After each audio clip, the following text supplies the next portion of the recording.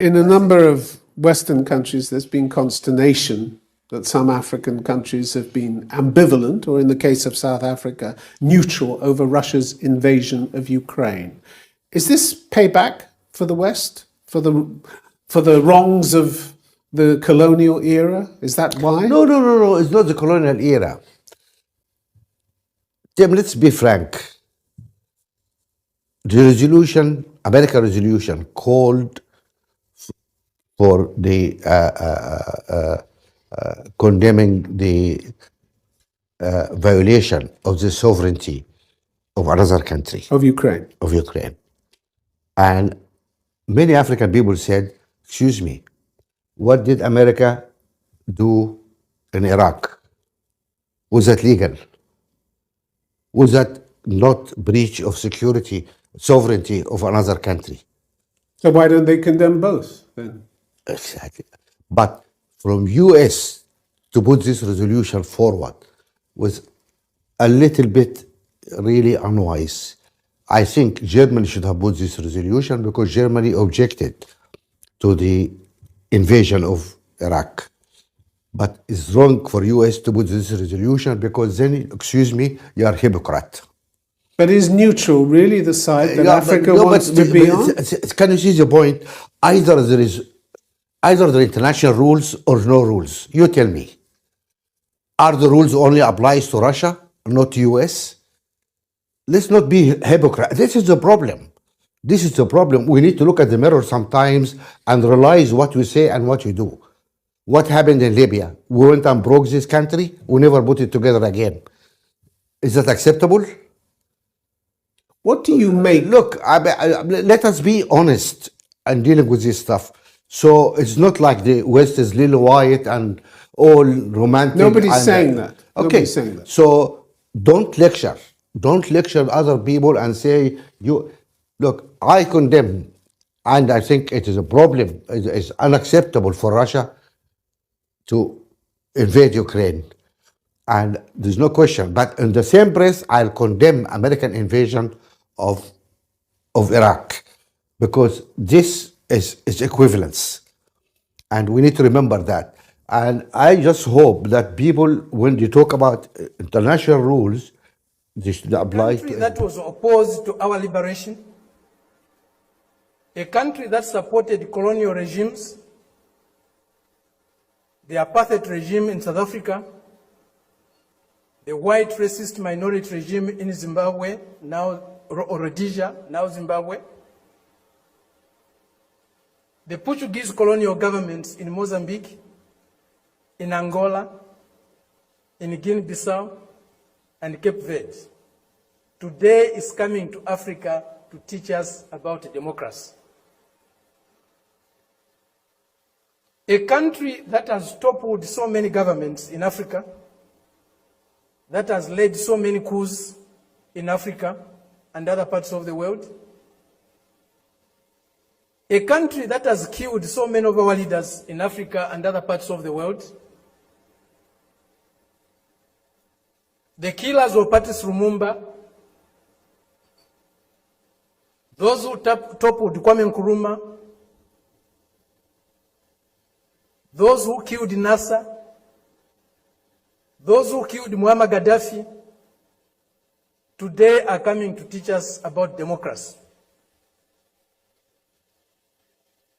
A country that has been built on brutal force, on enslavement of other human beings, on the humiliation of Africans, the exploitation of Africans, the plunder of Africa, today is coming to teach us about democracy.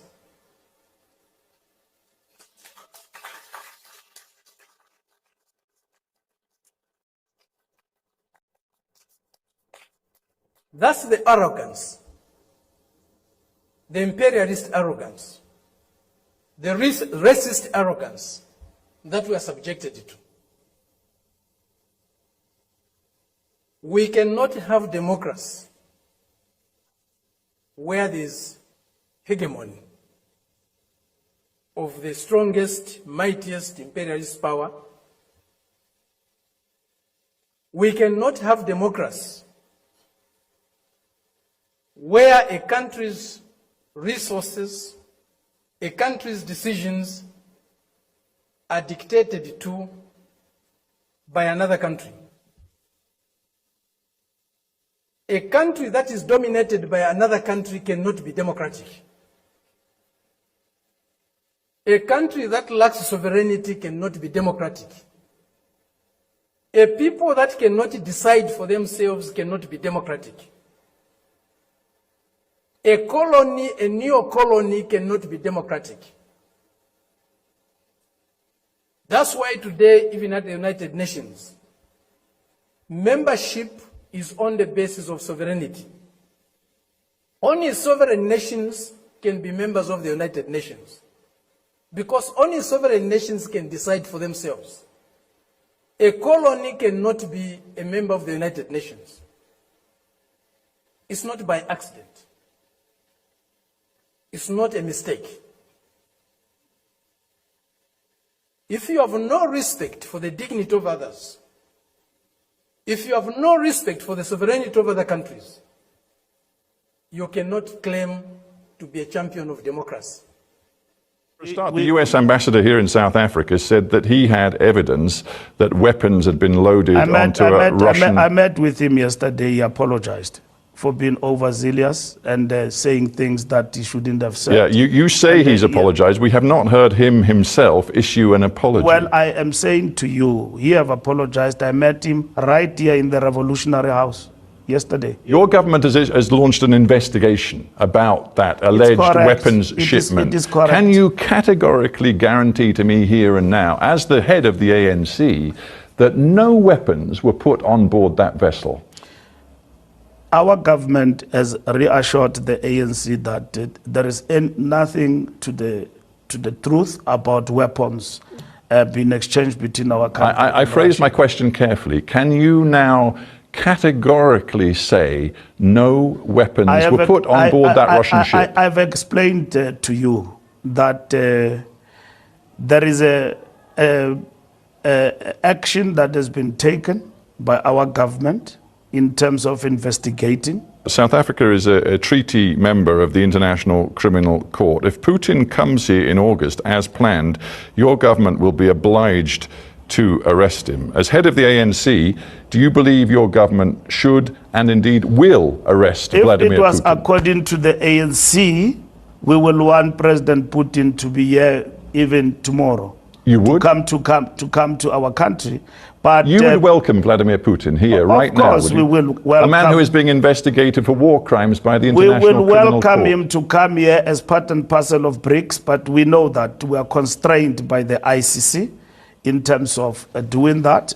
Putin is a head of state. Do you think that a head of state can just be arrested anywhere? How many crimes have your country committed in Iraq? How many crimes have everyone else who's so vocal today committed in Iraq and Afghanistan? Have you arrested them? You have not. You know the impact that You're this stand of yours... You're making a lot of noise about Putin instead of working for peace between Ukraine and Russia, and you failed to resolve the war. Where are the weapons of mass destruction? Tony Blair went to Iraq and claimed that they are weapons of mass destruction. Did you see anybody standing against that in the United Kingdom and Britain? More than millions of people have died in Iraq and Afghanistan, and there are no weapons of mass destruction. We know what the war is about. Mr. Secretary General, between Russia and Ukraine. We want peace. That's what is important, so that the world can thrive. And organs and institutions of the world that institute world peace must not be conspicuous by their silence in deciding decisively. We don't have much time left. I want to bring it back to domestic South African politics. Let's take one particular aspect of your policy positions. Yes. Do you think aligning yourself with Vladimir Putin is going to be good for South Africa? But that's what it is now. South Africa is in alliance with Russia, with India, with Brazil, with China. So why are you asking me as if it's some policy that is going to be implemented South Africa right after now, I took over? South Africa is in alliance with Russia now. South Africa right now calls itself non-aligned. In the context of the war, But these are two different things. South Africa is an ally of Russia. Now, the second question is, where does South Africa stand on the war? It says, I'm a non-aligned in relation to war, but Russia remains South Africa's friend. So we cannot create confusion around there. Don't create an impression that it is Malema who's going to come and create an alliance with Russia. But there are some very specific Actually, I will, if I may say so. go beyond that. I will go beyond the friendship with Russia, and in the war, I will align with Russia, and I will even supply the weapons to Russia. Because Russia is in a war with imperialism, and any agenda that seeks to push back imperialist agendas is well within the policies of the EFF. You say quite clearly, I would arm Vladimir Yes. Putin. Yes. You know that the International Criminal Court wants Vladimir Putin to face war crimes charges. It must start with Tony Blair. It must start with George Bush. It must go to Barack Obama. Then it can go to Putin. So let's get this So straight. let's You're be- saying to me and that your even- policy, if you were in power in South Africa, is quite simple.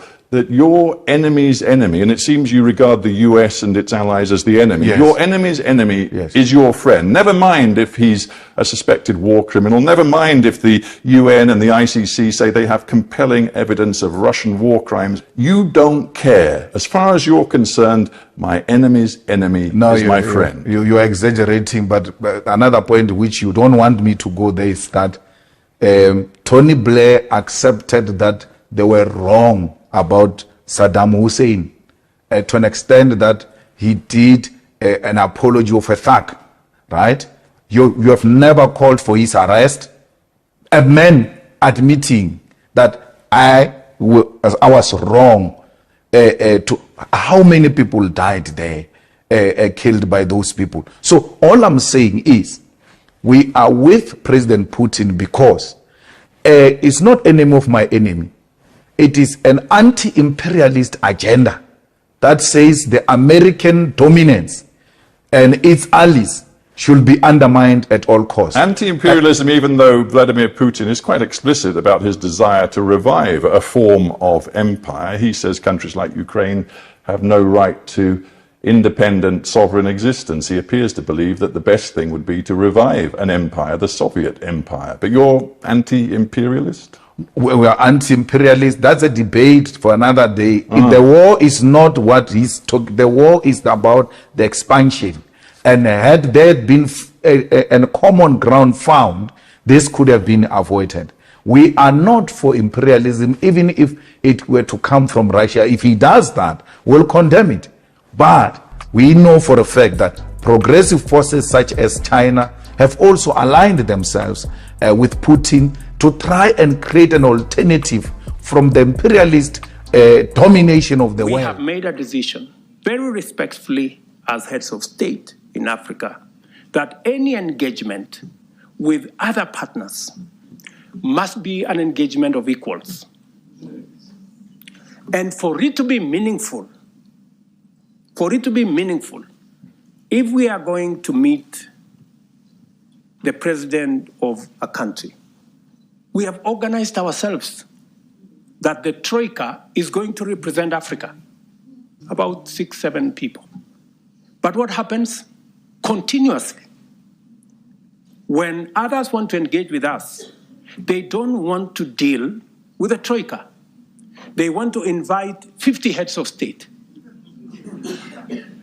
So we go to a meeting, just explain to me what kind of outcome you expect where 50 heads of state are sitting.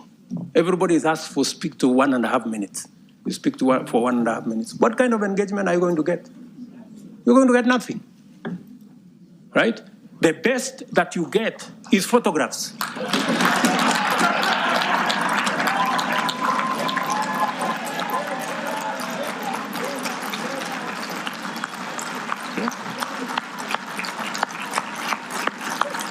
Precisely.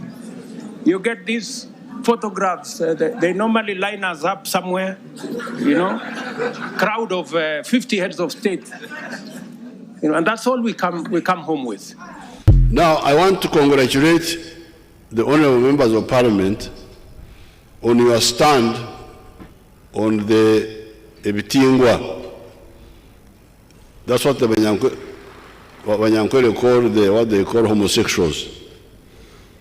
Congratulations. I congratulate you for that strong stand. It is good that you rejected the pressure from the imperialists. And this is what I told them. Whenever they come to me, I say, you please shut up. Because this is a fight. They want you to become homosexuals and forget the other people, the women and the boys. What becomes of society? Europe is lost. So they also want us to be lost. But in order to fight, we must be patriotic. If we are parasitic in mind, a mind of a parasite, there's no way you can fight. That's how you become a prostitute. Because you fear to sacrifice, you fear difficulties. Somebody says, I will give you money if you become a prostitute. Those who like easy life end up as prostitutes. And that's what they want us to be. They want Africa to be prostitutes. Do what we don't believe in because we want money. But if you can't sacrifice, then you must be ready to become a prostitute. Do things you don't believe in because you want money. Now I am alerting you that if we, of course I'm advising our partners from the West, shut up, stop this nonsense. Temuddamu kuntisatiisa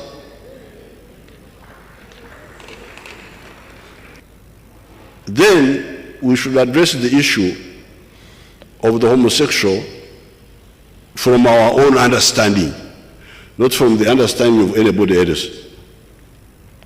And that's what brings me to what I have been studying for, not continuously, but whenever the matter comes up, the issue of who is a homosexual. Is the homosexual genetic? Is it a genetic problem? Is it inherited? Is it hormonal imbalance? Is it that for some reason the hormones get disoriented in this particular person? Is it psychological? Because somebody may have no genetic reasons, may have no hormonal problems, but has got psychological problems, which makes him hate the people of the opposite sex. Answer the issue the way we see it. So therefore, this original homosexual, before he starts recruiting others, he is a psychological pervert. And this is where I have told the Western countries that we don't agree with you. Because for them they say homosexuality is an alternative way of life. There are two ways. There are two ways. You can be normal, heterosexual, or you can be homo. It is all right. And for us, we are saying no. Yes, we have heard of those homosexuals. Even before Europeans came here, we had a few names being mentioned. But now, we have discovered that they are psychological deviants. The ones who deviate from normal, they are deviants. So therefore, there is no way we can say this is an alternative way of life. So therefore, the question is, how do we handle this deviant? How do we handle him? He himself. I think the correct way, if we discover him, would be to help him become normal again. I totally agree that this psychological pervert has no right to recruit others. And if he does that, it's very criminal, and he should be handled very firmly, including not castration, as some of you were saying, but very harsh punishment. I totally agree there.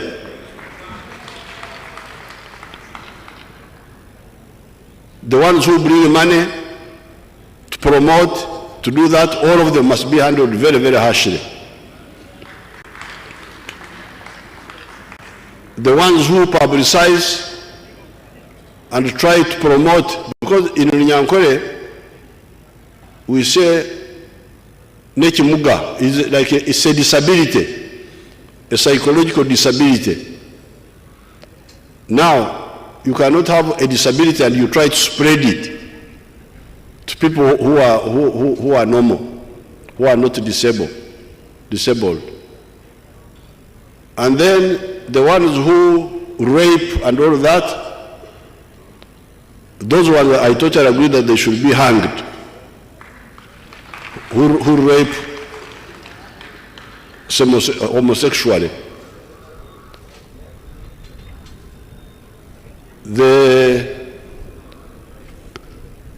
ones who promote, publicize, all those should be handled very, very harshly.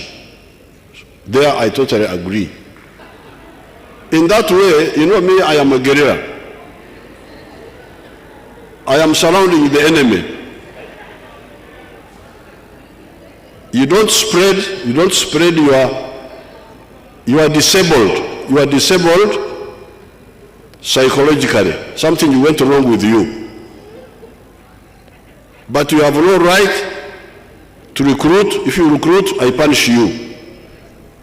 You have no right to publicize. If you publicize, I punish you. You have no right to rape, like those who rape young children, so those should be hanged. I totally agree they should be hanged.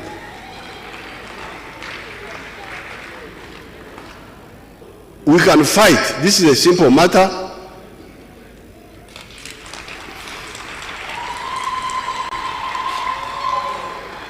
But parasites can't fight. Parasites, if you think only of yourself, more money for me, more money for you, can't fight. You can't fight. So in order for you to fight, I want to cure you of parasitism and be ready to sacrifice.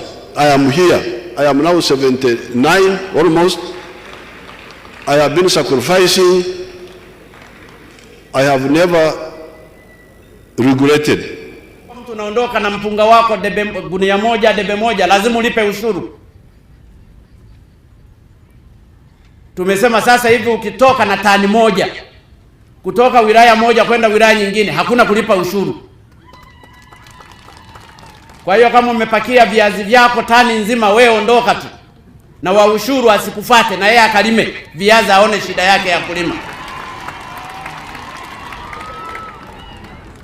Kwa hiyo ukiwa na tani 20 za mpunga unataka kusafirisha, usichukue gari la tani 20. Saa 12 safirisha tani 1, rudi. Saa 3 pita na tani nyingine. Saa 5 pita na tani nyingine. Ikishafika jioni umeshamaliza tani zako 20. Nenda kupumzika, hutalipa ushuru. Serikali haiwezi kufanya biashara na maskini. Inawaacha matajiri, inaanza kuhangaika na watu maskini huko. Kwa hiyo wakulima, fanyeni biashara, limeni ili kusudi mjenge maisha yenu. Kwa wafugaji palikuwa na mpaka kodi ya kwato. Ukipeleka tu ng'ombe pale Buzirayombo lazima ulipie kwato.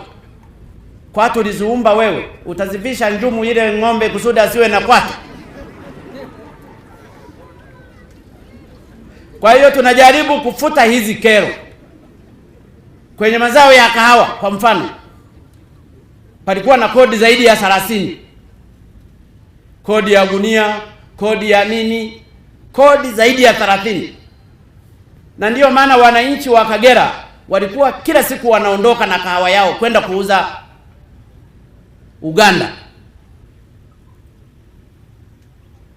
Kwenye pamba kodi za ajabu, kwenye korosho kodi za ajabu. Tumeamua haya makodi tuyatoe ili kusudi tujenge maisha ya Watanzania, hasa wakulima.